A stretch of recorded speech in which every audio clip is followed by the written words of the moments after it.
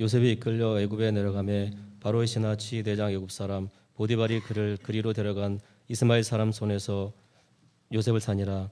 여호와께서 요셉과 함께 하심으로 그가 형통한 자가 되어 그의 주인 애굽 사람의 집에 있으니 그의 주인이 여호와께서 그와 함께 하심을 보며 또 여호와께서 그의 범사에 형통하게 하심을 보았더라.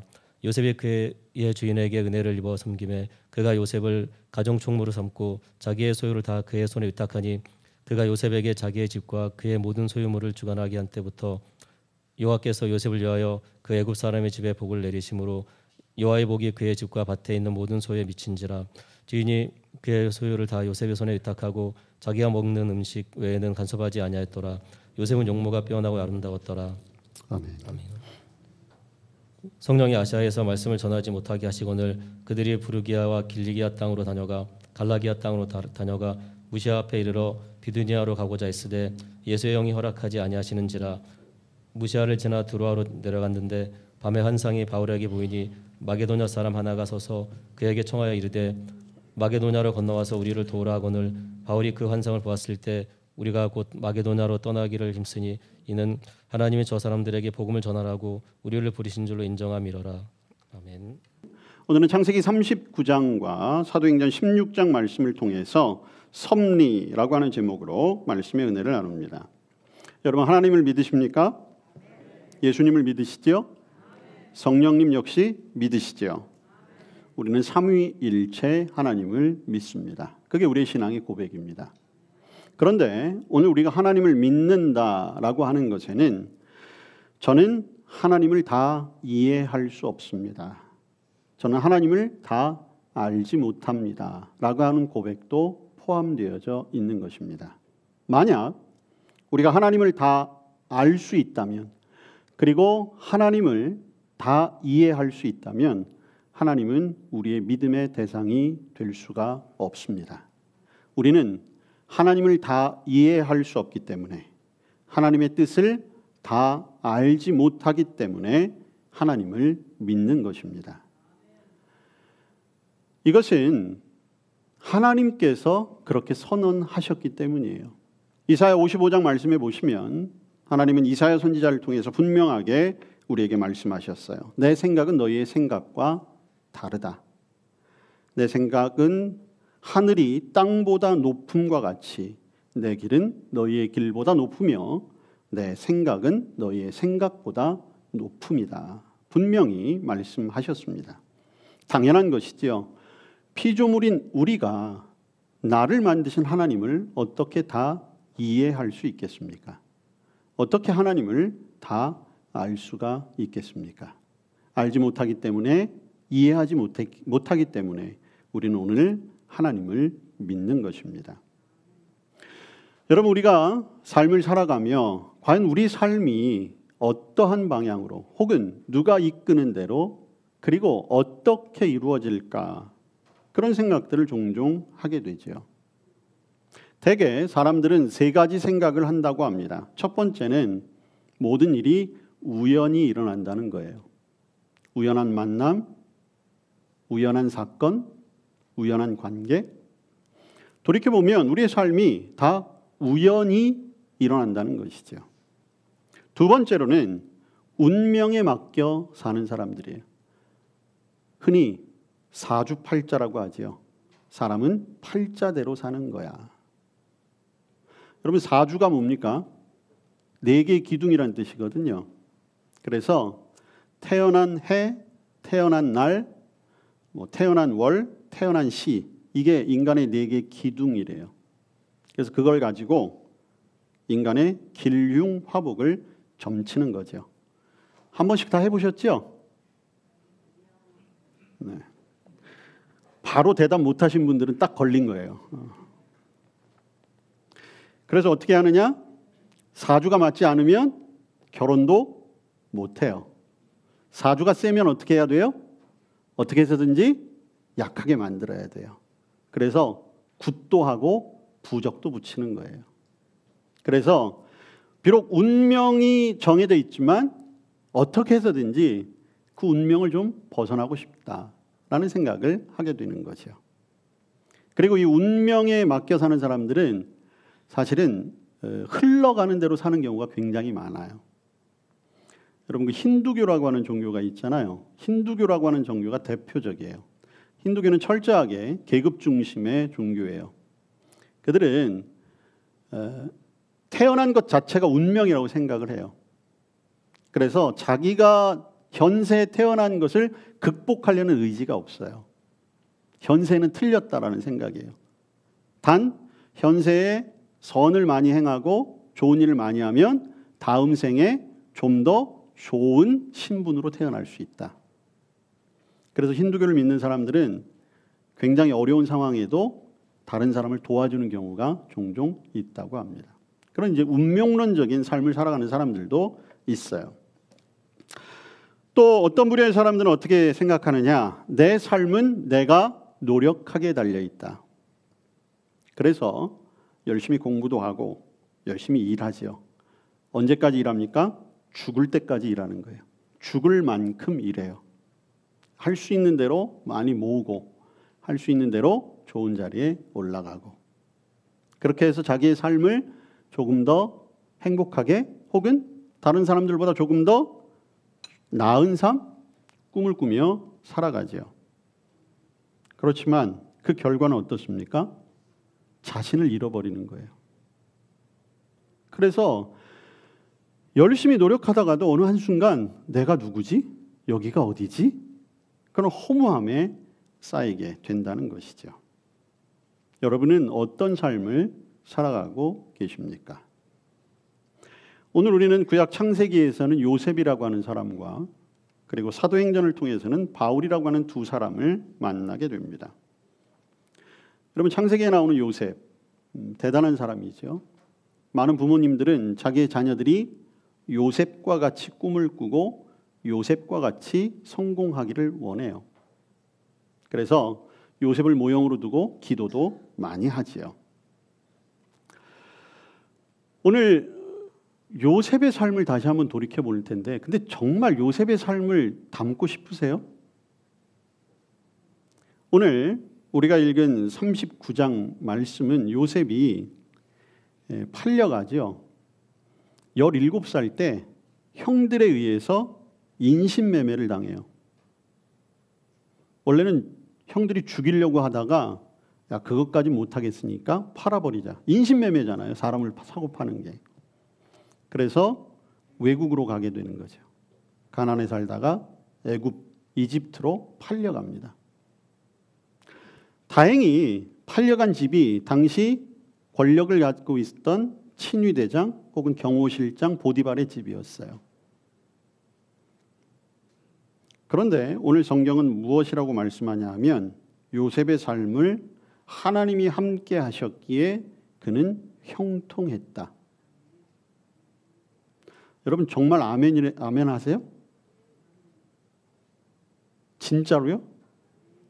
자, 하나님이 함께 하시면 그럼 여러분 노예로 사실 거예요? 아멘이시라면서요. 하나님이 함께 하시는데 17살에 팔려요? 여러분 요셉의 삶은 거기서 끝이 아니에요. 하나님이 함께 하시고 형통한다고 얘기하셨는데 그 일이 있고 난 직후에 어떤 일이 생깁니까? 성폭행범이 되잖아요.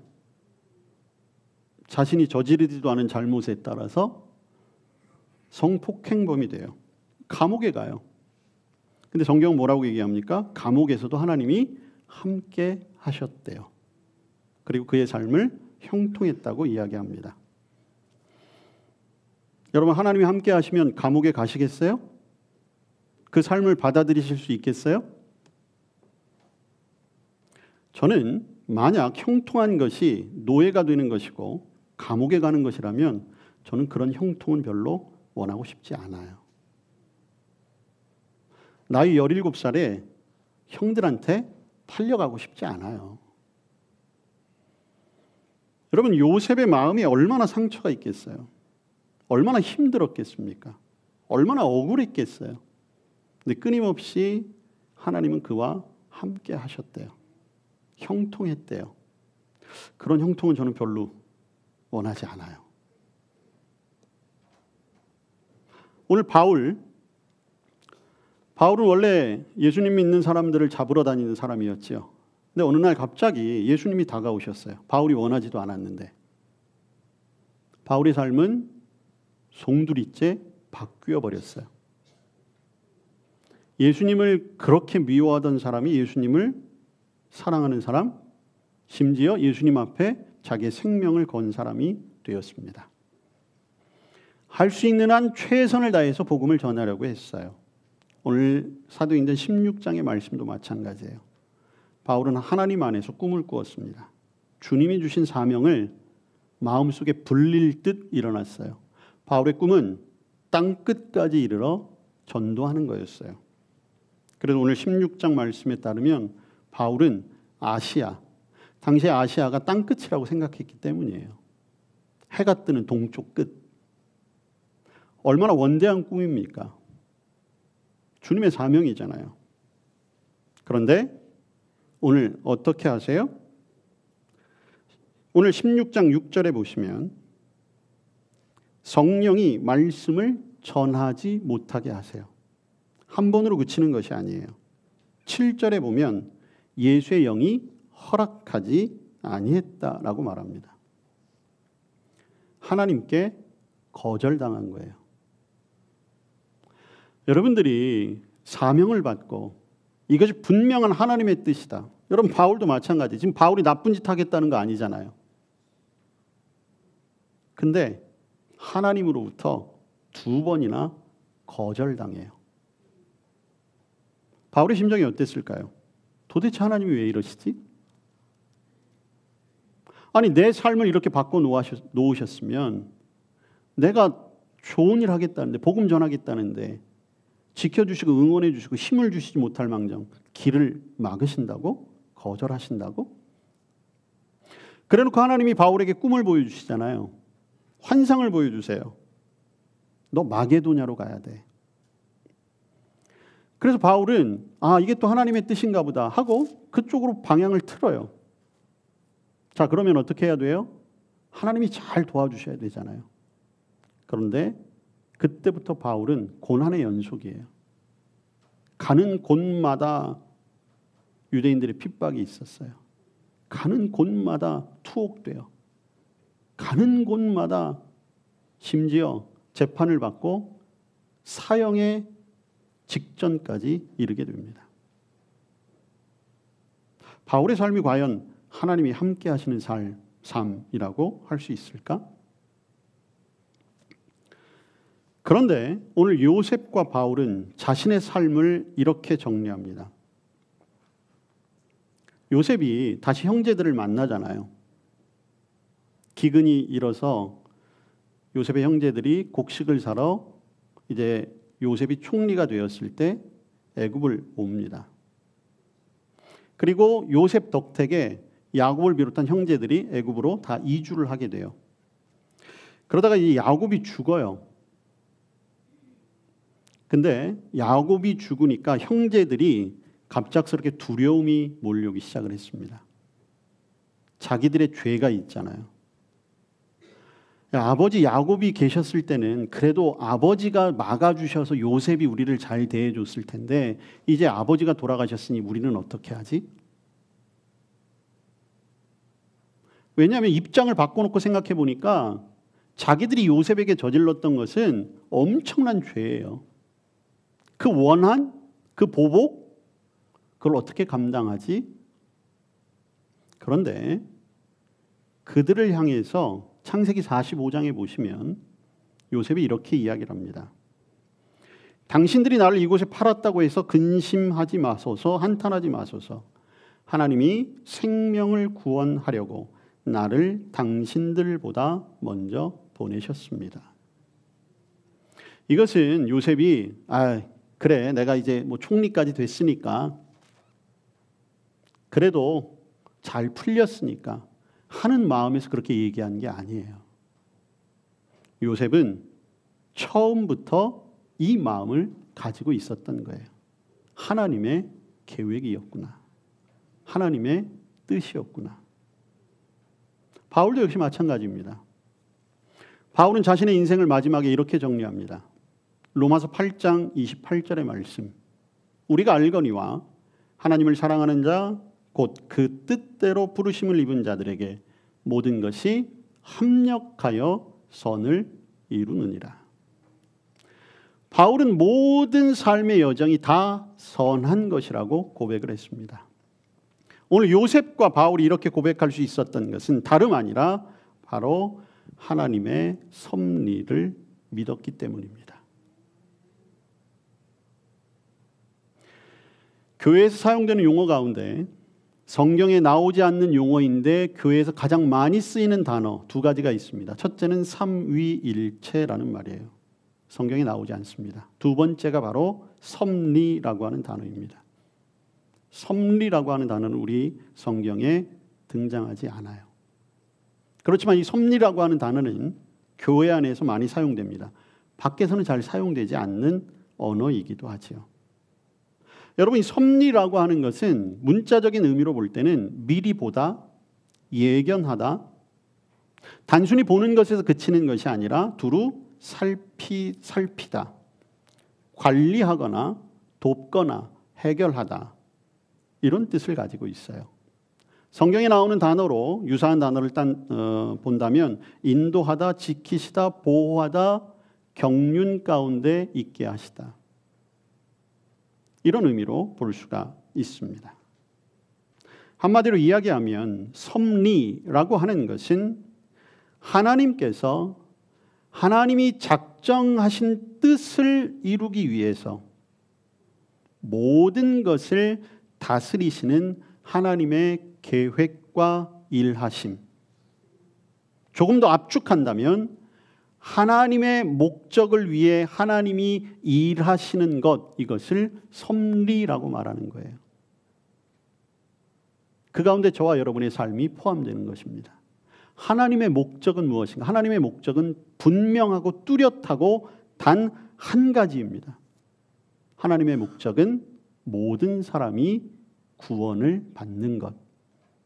저를 향한, 여러분을 향한, 모든 인류를 향한 하나님의 꿈은 그것 하나이고 그 목적이에요. 그래서 하나님의 섭리는 모든 사람을 구원하시기 위해서 지금도 계획하시고 일하시고 계시다. 그게 하나님의 섭리입니다. 우리는 하나님을 전능하신 하나님이라고 고백하지요. 전능하셔서 이 세상 모든 것을 창조하셔요. 그리고 창조에서 그치는 것이 아니라 오늘도 그 창조하신 모든 것을 보존하시고 다스리심으로 창조가 계속적으로 이 땅 가운데 이어지게 만드시는 거예요. 그리고 보존하고 다스리심에 있어서 우리를 그저 로봇과 같이 아니면 운명론에 사로잡힌 자와 같이 하나님에게 예속된 자로 맹목적인 하나님의 뜻에 따라 살아가는 것이 아니라 하나님은 여전히 우리와 합력하고 협력하셔서 이 땅 가운데 하나님의 뜻을 이루시는 거예요. 그래서 하나님의 목적이 모든 사람이 구원을 얻는 것이기에 저와 여러분을 통해 복음을 전하게 하시고 아직까지도 복음을 듣지 못한 사람들에게 주님을 알리도록 하시는 거죠.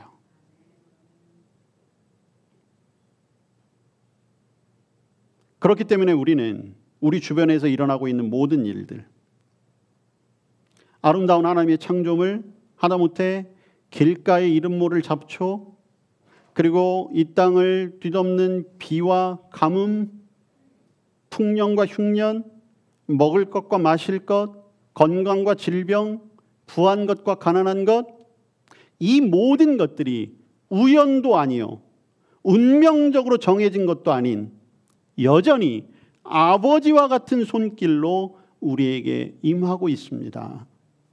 이렇게 하나님의 섭리를 고백하는 것입니다. 여러분, 부모가 자기의 자녀들을 보면서 아이들이 말을 알아듣지도 못하는데 거기에다 대고 뭐라고 얘기합니까? 내가 네 아빠야. 내가 네 엄마야.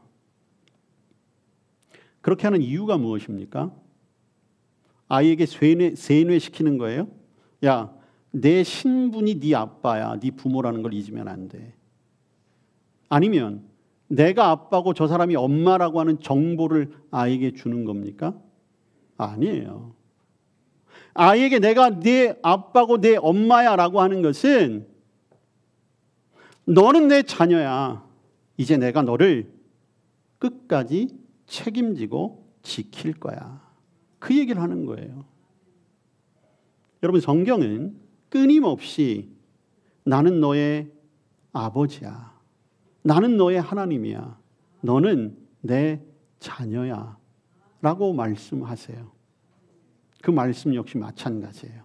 하나님은 여전히 우리를 지키시고 보호하시고 붙드시겠다라고 하는 약속을 말씀하시는 것입니다. 여러분, 이 믿음이 왜 필요합니까? 이 확신이 왜 필요합니까? 하나님의 섭리하심에 대한 굳건한 믿음이 있을 때 우리는 어떠한 역경이 있어도 인내할 수 있는 거예요. 특히 하나님의 섭리는 고난 가운데 그 빛을 발할 수가 있습니다. 욥이 그랬던 것처럼, 오늘 요셉이 그랬던 것처럼. 또한 우리의 삶이 만사 형통할 때도 마찬가지예요. 하나님에 대한 섭리의 신앙이 분명하면 감사할 수 있는 거예요.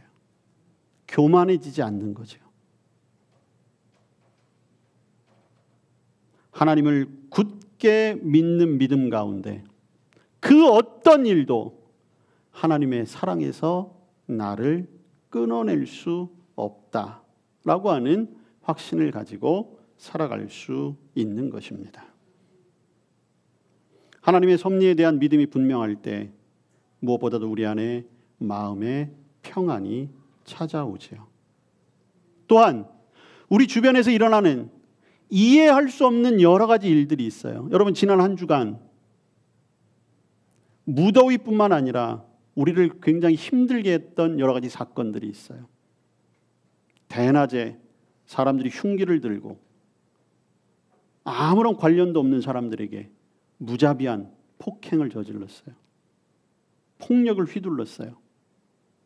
그게 재미있다고 가짜로 글을 올려서 여러 사람들을 두려움에 떨게도 했어요. 갑자기 사람들은 내 몸을 어떻게 보호해야 하지? 호신장구들을 검색하느라고 그것을 갖추느냐고 동분서주했답니다. 하나님이 계시는데 왜 이 세상은 이렇게 악해지기만 할까? 하나님이 계신다고 하는데 왜 인간은 이렇게 점점 폭력적이 되어져 가는 거지? 이해할 수 없어요. 게다가 아니, 하나님이 계시는데 왜 이 세상은 여전히 사탄과 마귀가 권세를 잡았다라고 이야기하는 것이지? 세상의 혼란한 일들은 때로 우리의 이성적인 판단도 흐리게 해요. 분별력을 잃어버리게 할 때가 너무나 많이 있는 거지요. 그러나 여러분, 하나님의 섭리에 대한 분명한 믿음이 있을 때 우리는 그 이유에 막히는 게 아니에요. 왜 이렇지? 무엇 때문에 이렇지? 그게 아니라는 거예요. 하나님의 섭리 안에 있을 때에 평안이 찾아오고 또한 어려움 속에서도 인내할 수 있게 되는 것이고 그 가운데 나를 먼저 돌아보게 되는 거예요. 하나님 앞에 엉뚱한 일로 조르거나 구하는 것이 아닌 것이지요. 우리의 경솔함을 내려놓고 주님의 뜻을 잠잠히 기다릴 수 있는 것입니다. 여러분, 세상은 점점 우리가 감당하지 못할 악함, 사탄 마귀의 아주 정교하고 교묘한 유혹들이 있어요. 분명히 있습니다. 우리보다도 훨씬 더 강한 힘으로 우리를 위협할 것입니다. 그러나 우리는 분명한 믿음을 가져야 합니다. 하나님이 결국엔 그들을 다스리실 것입니다. 하나님은 우리를 지키실 것입니다. 하나님은 이 기간을 통하여 때로는 우리를 훈련하시기도 하고 우리를 단련하시기도 하고 우리를 강하게도 하실 것입니다. 세상은 우연히 일어나는 일 없습니다. 모든 것은 하나님의 섭리 가운데 일어나는 일입니다. 종교개혁가이며 신학자인 칼뱅이 하나님의 섭리를 이렇게 표현했습니다. 태양은 날마다 떠오른다. 그러나 땅의 빛을 비추어 주시는 분은 하나님이시다. 땅이 그 열매를 내지만 양식을 주시고 그 양식의 영양분을 사용해서 힘을 주시는 분은 하나님이시다. 우리는 해를 보고 땅을 보고 물을 바라본다. 그러나 때때로 그것들은 마치 여러 겹의 커튼과 같아서 우리의 시야에서 영광스러운 하나님을 가리고 있다. 그러나 신앙의 눈을 들어 더 높은 것을 보아야 한다. 그렇게 하면 모든 것을 통해 일하시는 하나님의 손길을 보게 된다. 저와 여러분의 눈앞에는, 저와 여러분이 만질 수 있는 것에는 하나님이 보이지 않는 것처럼 느껴질 때가 있습니다. 시련이 있고 좌절이 있고 고통의 순간 하나님은 나를 돌보시지 않는 것처럼 느껴질 수도 있습니다. 그러나 그때도 하나님의 뜻은 분명히 있습니다. 제가 서두에 말씀드렸다시피 우리는 하나님의 뜻을 다 알지 못하기에 하나님을 믿는 사람들입니다. 그러나 분명하게 우리가 아는 것이 있습니다. 요셉과 같이, 사도 바울의 고백과 같이 하나님을 사랑하는 자, 그 뜻대로 부르심을 입은 자들에게는 모든 것이 합력하여 선을 이루느니라. 이것이 하나님의 섭리입니다. 이 세상을 살며 무슨 일을 만난다 할지라도 하나님을 신뢰하고 기도하며 하나님의 은혜를 구하는 우리 모두가 되시기를 축복합니다. 오늘도 우리의 삶을 지키시고 인도하시고 섭리하심에 감사합니다. 눈을 들어 하나님의 손길을 보게 하여 주시옵소서. 예수님 이름으로 기도합니다. 아멘.